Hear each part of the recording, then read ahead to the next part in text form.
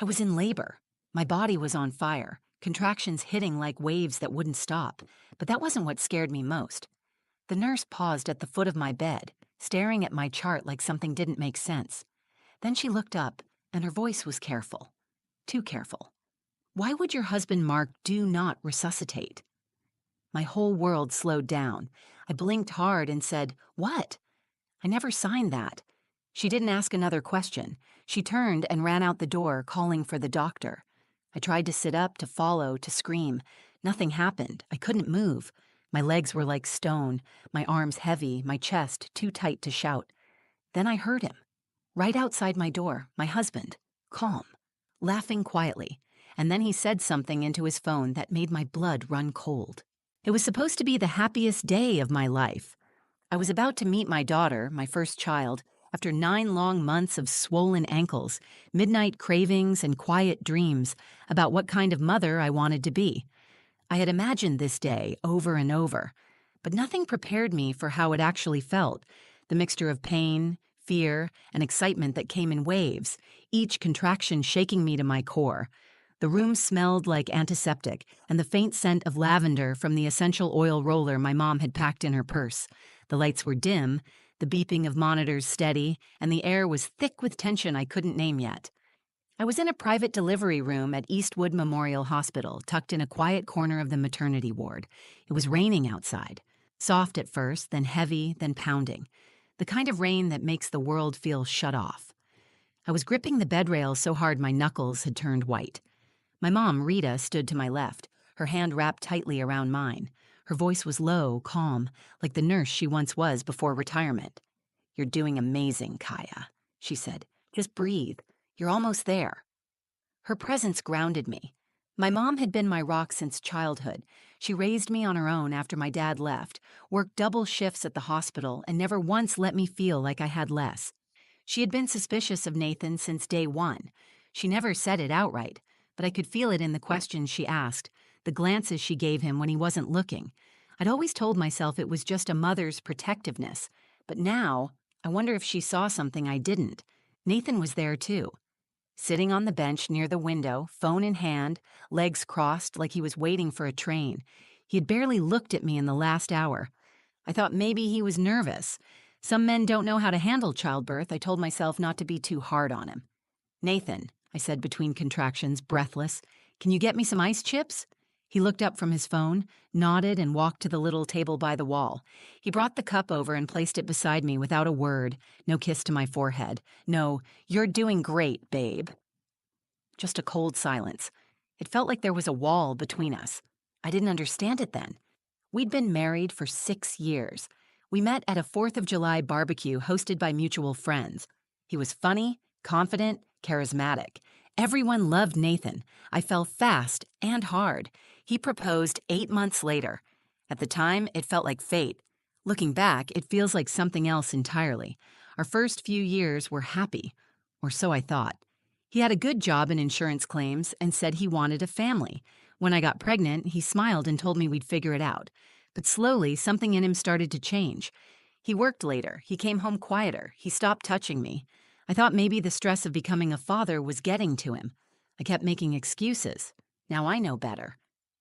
That morning, when my water broke, he didn't even look surprised. He helped me to the car in silence, one hand on the steering wheel, the other tapping at his phone.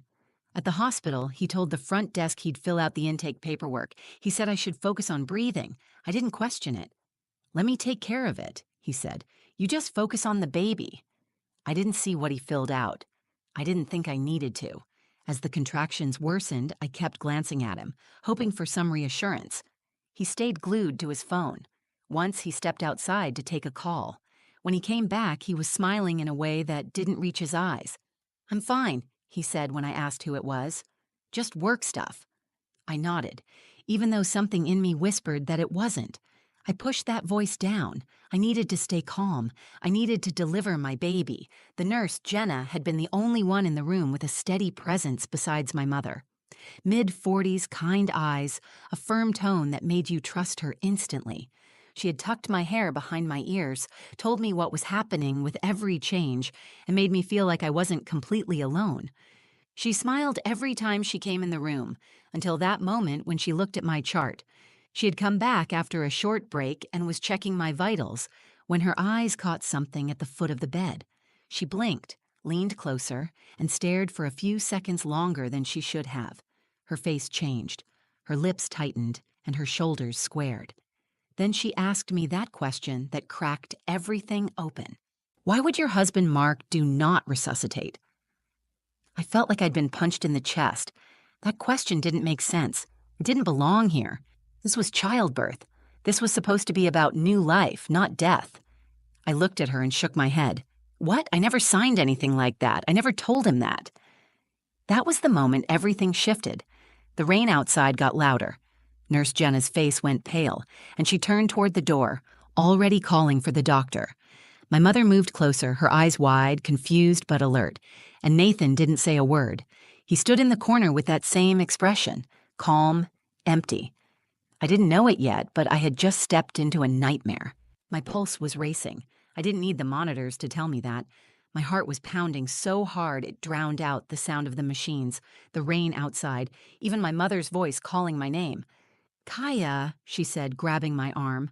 What did she mean? Why would Nathan sign a do not resuscitate? I couldn't answer.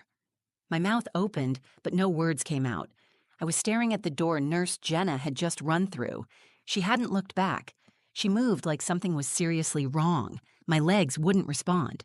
I tried to sit up, to swing them over the side of the bed, to follow, but my muscles didn't listen. My body was frozen. At first, I thought it was fear. Then I remembered the epidural. My lower half was numb, useless. I was trapped in my own body, and now I wasn't sure who in this room I could trust. Nathan stood by the window, his arms crossed. He looked annoyed, not confused or concerned. Annoyed like someone had interrupted an important meeting. He didn't ask what was going on. He didn't rush after the nurse or check on me. He just stood there, watching the rain, jaw tight, phone still in his hand. "Is this true?" my mother asked him. "Did you sign something behind her back?" He turned to her slowly. His eyes didn't even flicker. "She told me she didn't want extreme measures if something happened," he said. "I just did what she asked." That was a lie. I never said that. I would have remembered a conversation about dying, about signing my own death over to him. I shook my head. "I never said that. I never told you anything like that." Nathan didn't answer. He just looked back out the window. My mom stepped between us, her voice sharper now. "I worked in hospitals for 30 years. I've seen families forge signatures and get away with it. If you lied on that form, you've committed a crime." Nathan stayed silent. That told me everything. The door burst open again. Nurse Jenna was back, this time with Dr. Patel and a second nurse I hadn't seen before. Jenna went straight to the bedside, took my hand, and leaned in close. "We're going to sort this out right now. Do you feel okay? Any dizziness, nausea?" I'm fine. What's happening? Is it real? Is there a DNR on my file?" Dr. Patel stepped in. He was calm, but I could tell he was moving fast mentally. He had a clipboard in his hand, a printed form on top. He scanned it, then looked directly at me. "This document is in your file. It has your name, your medical ID, and a signature that appears to match the one on your driver's license. Did you sign this?" I didn't even look. I didn't need to. I never saw that form before. I never asked for that. I want every possible measure taken if something goes wrong. I'm having a baby. I'm not asking to die. Dr. Patel nodded and handed the clipboard to the second nurse. "I want this document removed immediately," he said. "Flag it. I want to verify the source, the timestamp, and the person who submitted it. Now." Everything shifted. The nurse disappeared down the hall. The doctor stepped closer to me and began checking my vitals, listening to my heartbeat, asking me questions, but my focus had locked on one thing. Nathan had stepped into the hallway just outside the room. He was on his phone again, voice low but not low enough. "She figured it out," he said. "No, not yet. But the doctor's looking into it. Don't worry, I handled everything already. If she doesn't make it, it's clean." My blood turned to ice. I opened my mouth to scream, to tell someone to stop him, to take the phone, to listen to what he was saying, but I couldn't get the words out. My throat tightened. My heart was hammering so hard I thought it might stop. My mom heard it too. Her eyes snapped toward the door. Then she ran. She didn't wait for permission. She pushed past Jenna and stormed into the hallway. "You bastard!" I heard her shout. "You wanted her to die. You planned this." There was a loud crash. A chair knocked over. Then voices, raised and confused, and the sound of Nathan trying to talk over it. "You're all overreacting," he said. "You don't know what you're talking about." Security was called. 2 officers arrived within minutes. I watched through the open door as they moved toward Nathan, firm but controlled, asking him to put the phone down, to step away from the room. "I want to speak to my wife," he said. "She doesn't want to speak to you," Jenna said, standing in front of the bed now, arms crossed. "And until the doctor clears this up, you're not allowed back inside." Nathan looked at me through the doorway, expressionless. He wasn't angry. He wasn't scared. He looked like someone whose plan had started to unravel, like he was calculating what to say next. It wasn't shock I saw on his face. It was disappointment. I turned my face away from him. My body was still numb, but something inside me was starting to burn. He tried to kill me. He wanted me gone. And now I wasn't just fighting for my life. I was fighting for my daughter's. Everything inside me snapped into focus. The fear didn't go away, but it became something else. Fury, survival, instinct. I didn't know what Nathan had planned exactly, but I knew he didn't expect me to still be alive, conscious, and alert. That meant he had prepared for the worst-case scenario, and now that it was slipping away from him, I needed to be 10 steps ahead. I turned to Nurse Jenna, whose presence felt like the only steady thing left in the room. "Don't let him near me," I said. "No matter what he says, don't let him back in this room."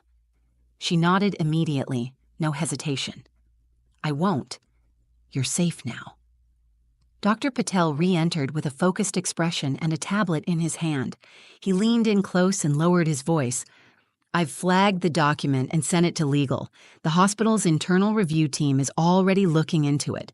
Based on the system records, the DNR was uploaded 2 days ago from a public portal using Nathan's login credentials." I stared at him. "So he submitted it himself?" "Yes, it appears that way. It was never verified with a follow-up call or email to you. That's a major breach of protocol. We'll handle that separately, but for now, we're removing him as your emergency contact and placing a red flag on your file to alert staff. Do you want your mother listed instead?" "Yes, immediately." "Done," he said.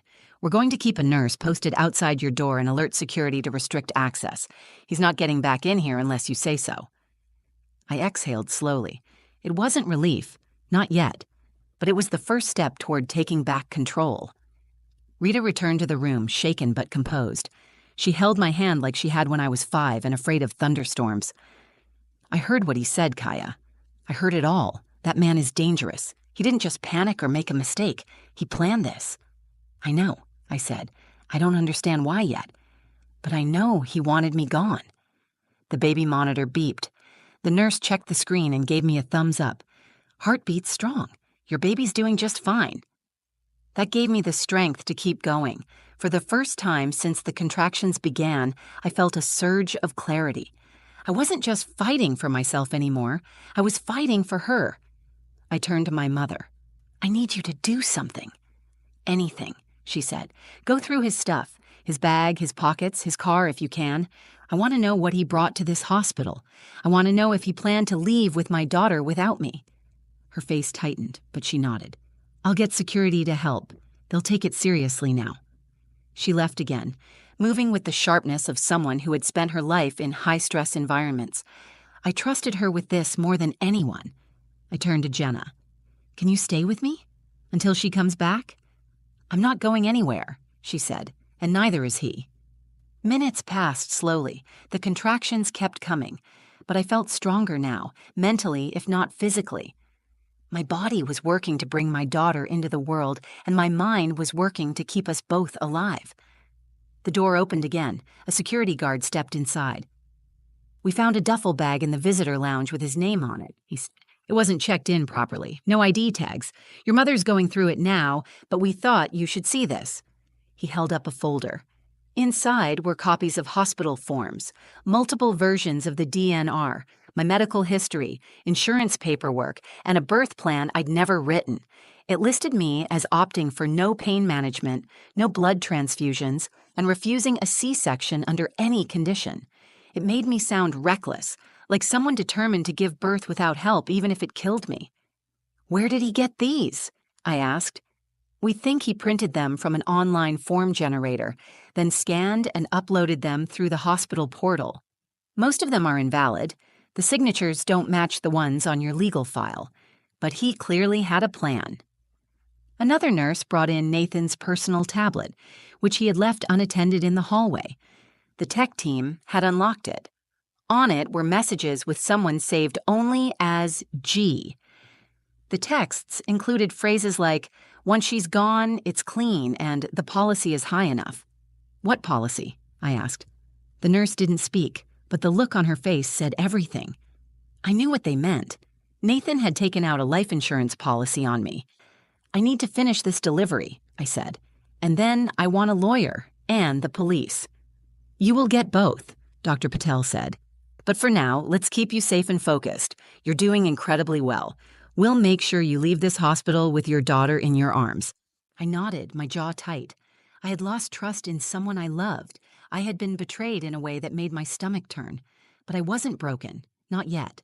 This man thought he could erase me, replace me, silence me with a single signature. But I was still here, and I was not going to let him win. The room was brighter now. The lights overhead had been turned up for delivery prep.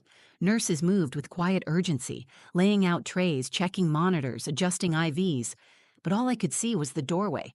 I couldn't stop staring at it, half expecting Nathan to push through again, to try one last time to finish whatever he had started. But he didn't.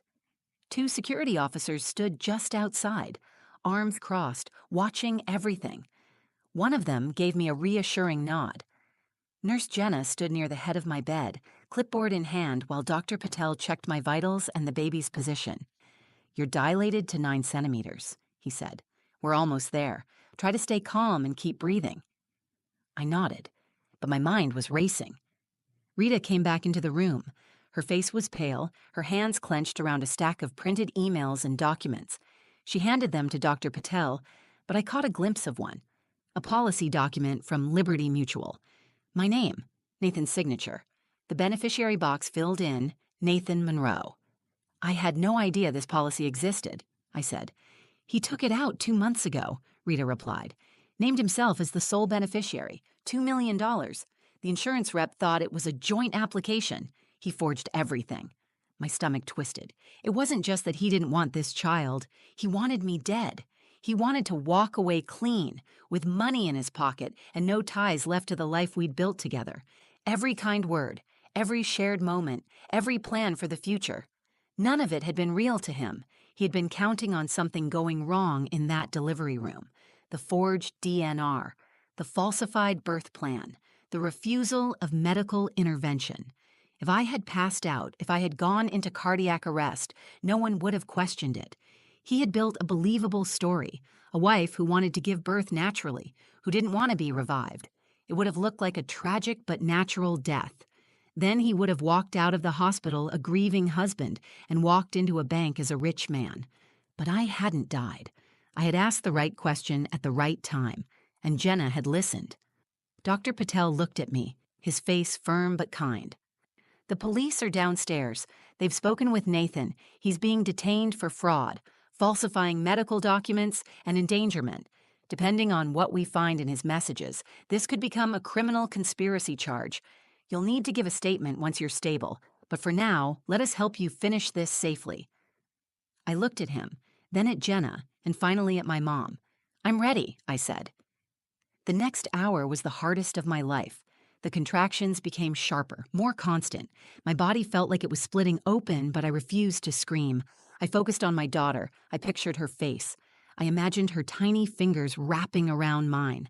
I thought of everything I had survived to bring her into this world. With each push, I poured every ounce of fear and rage and pain into the effort. "She's crowning," Jenna said. "Almost there, Kaya. Just one more." I pushed harder than I thought possible, and then, all at once, there was silence. A pause. A heartbeat. Then her cry filled the room. The sound shattered something inside me. I broke down, sobbing uncontrollably, not from pain, but from sheer overwhelming relief. Dr. Patel placed her on my chest, skin to skin. She was warm and red and perfect. Her eyes opened just enough to look up at me, and I swear in that moment I felt everything inside me change. I kissed her forehead and whispered, "You made it. We made it." My mother cried quietly beside me, one hand on my shoulder. Jenna smiled through glassy eyes. "She's healthy," the doctor said. 7 pounds, 2 ounces, strong lungs, and she looks just like you. I held her tighter, rocking her gently. The storm outside had started to pass. The thunder faded into a low rumble. The rain slowed to a drizzle. The chaos of earlier now felt like a distant echo, but the weight of what had almost happened stayed with me. I thought of Nathan, of how close he had come to getting everything he wanted. If I hadn't spoken up, if Nurse Jenna hadn't asked that question, if I had trusted the wrong silence, I had been one signature away from never holding my daughter. I turned to Jenna. "Thank you. I don't think you understand what you saved me from." She smiled gently. "It's our job to ask the questions no one else wants to. I'm just glad you were awake to answer." As the nurses cleaned up and began transferring me to postpartum care, the officer returned. "He's being transported now. We'll need a statement when you're ready. You're safe." For the first time in hours, I believed it. I was safe. And the little girl in my arms would grow up knowing her mother chose to fight, no matter how broken she felt in the moment. She would never have to question that she was loved, that she was worth every push, every tear, every breath. That man thought he could erase me with paperwork. But I wasn't a form to be signed away. I was a mother, and I was still here. I named her Lila Grace. She came into this world screaming with life, eyes wide like she already understood she had something to fight for. Holding her in those first moments changed me. Everything that had broken inside me in the hours before began to heal the moment her tiny fingers wrapped around mine. The hospital kept us for 3 more days, not because there were complications, but because the staff wanted to make sure I had what I needed, physically, emotionally, and legally. Nathan was gone by then, charged with multiple felonies, including attempted fraud, medical identity theft, and attempted murder. I gave my statement to the police the next morning, Lila in my arms and my mother beside me. I learned that Nathan had been planning my death for months. He had carefully manipulated every detail, the forged DNR, the secret life insurance policy, the altered birth plan that would have denied me life-saving treatment. His internet history showed searches like how to fake a signature and how much is life insurance for a healthy pregnant woman. There were messages to someone I didn't recognize, where he talked about wanting to start over once this is done. The betrayal ran deep. He had once been the person I imagined raising a family with. We had laughed together in the kitchen. We had chosen nursery paint colors. He had kissed my belly and whispered to the baby, but now I understood it was a performance, a means to an end. He never wanted a family. He wanted freedom and money, and he had decided my death was the price for both. But he underestimated me. I didn't fall apart. I didn't let fear paralyze me. I listened to my instincts, and when that nurse asked the question that exposed everything, I refused to look away. I fought to stay conscious, to speak, to protect my child even when I could barely move. That moment redefined who I am. Not a victim, not a statistic, a survivor. When I left the hospital, the sky was clear. My mom walked beside me, carrying the diaper bag, and I held Lila in her carrier, wrapped in a pink blanket. The world outside the hospital doors felt different, sharper, realer. Every sound, every face, every second felt borrowed, like I was walking into a life I'd nearly lost. Back at home, the silence was harder. The apartment still had traces of him, his jacket on the hook, his cologne in the bathroom, the crib we had built together in the corner of the bedroom. I packed it all up piece by piece. Some of it I burned, some I gave away. I kept only what belonged to me and Lila. A fresh start didn't mean forgetting. It meant choosing what to carry forward. My mother moved in with us for the first few weeks. She watched Lila while I slept, made warm meals, and never once asked if I was okay. She knew I wasn't. She just stayed close.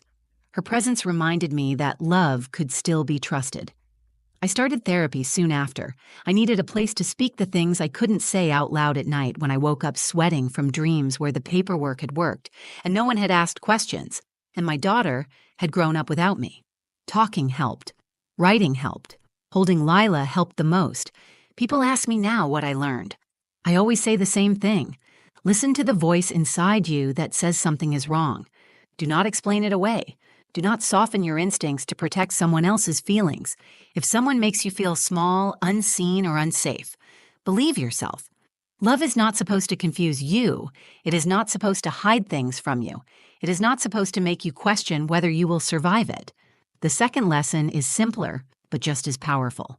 Put your name on your own paperwork. Read every line. Ask every question. Protect yourself, even in the moments when you think you don't need to. I almost didn't make it to motherhood, but I did. And now every morning when I pick up my daughter and feel her breath against my shoulder, I remember why I fought.